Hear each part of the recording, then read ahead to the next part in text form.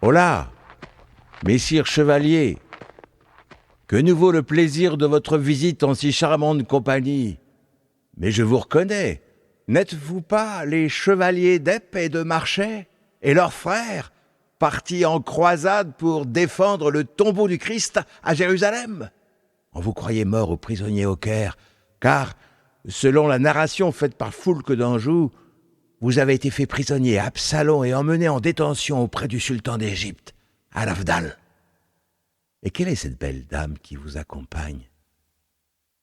Il s'agit de Damoiselle Ismérie, princesse d'Égypte et fille du sultan qui nous a fait prisonniers. Par un miracle extraordinaire de Notre-Dame, la Vierge Immaculée, nous avons pu nous échapper du cachot où nous étions enfermés. Contez-nous votre histoire, seigneur chevalier. Enfermés dans une tour obscure, n'ayant que peu de nourriture, nous avons appelé Dieu à notre aide. Le sultan nous a envoyé d'abord des soldats qui nous avertirent qu'il voulait nous faire mourir après d'atroces tortures si nous ne nous convertissions pas à la religion musulmane. Nous lui répondîmes que les tourments ne nous faisaient pas peur et que nous étions au Christ. Le sultan décida d'agir par ruse et nous envoya la princesse Ismérie qui, pour complaire à son père, s'en alla dans notre cachot pour tenter de nous convaincre de renier notre foi. Nous lui parlâmes de Jésus et aussi de Marie, Notre-Dame, tant et si bien qu'elle désira mieux connaître notre religion. Elle nous demanda de sculpter pour elle son image.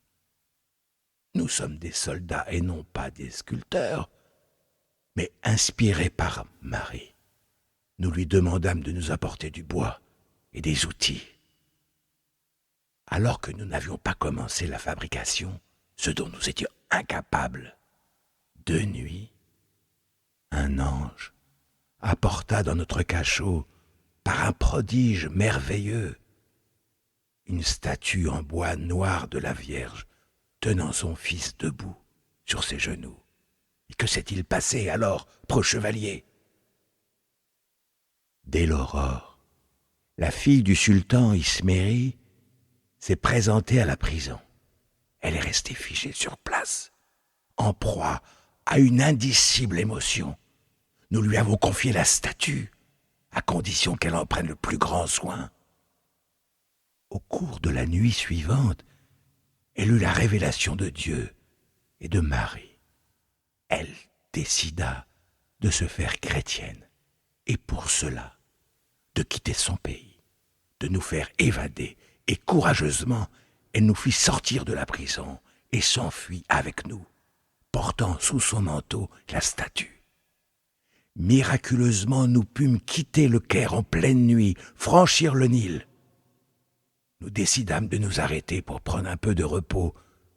Nous nous sommes tous les quatre endormis d'un profond sommeil, et nous nous sommes réveillés, à Liès, dans notre pays de Marchais. Et alors, qu'est-il arrivé? Nous nous disions qu'après un si grand miracle, il fallait qu'au moins nous fassions bâtir une chapelle. Nous avons circulé dans le Marais, à la recherche d'un terrain, et un endroit semblait propice. La statue devint lourde, et nous avons dû la déposer. Nous arrivons à Marchais, chez notre mère. Veux-tu bien nous rendre service de la prévenir, car si nous arrivons tous les quatre ainsi, devant elle, sans l'avoir préparée, nous pourrions la faire mourir de joie. Ainsi la chapelle fut construite, et peu à peu le souvenir de l'histoire des chevaliers s'estompa. D'autres événements miraculeux se produisirent à Liès, à l'invocation de la Vierge. Je suis Pierre de Furcy. Sans argent pour acheter de quoi nourrir ma famille, j'ai volé des victuailles et je me suis fait prendre. Les soldats m'ont arrêté, et le juge décida que je serais pendu pour montrer l'exemple. J'ai invoqué Notre-Dame de Liesse. Et pendant qu'on me passait le nœud coulant, celui-ci a cassé plusieurs fois. On m'a relâché devant ce fait miraculeux. Depuis ce temps, tout le monde m'apporte à manger, et je suis bien aise de pouvoir nourrir ma grande famille. Les siècles passent. De nombreux miracles se produisent régulièrement, attirant une foule de pèlerins. Voilà Louis le Grand, notre roi, qui vient saluer la Vierge de Liesse et lui confier le sort de ses armées qui s'en vont combattre les Provinces-Unies.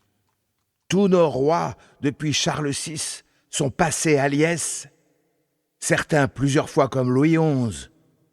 François Ier, qui fut fait prisonnier du roi d'Espagne à Pavie, remercia la Vierge pour sa libération au moins 4 fois.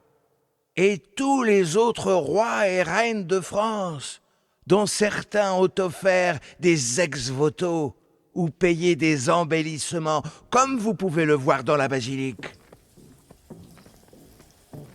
J'arrive de Toulouse et je voudrais visiter la basilique.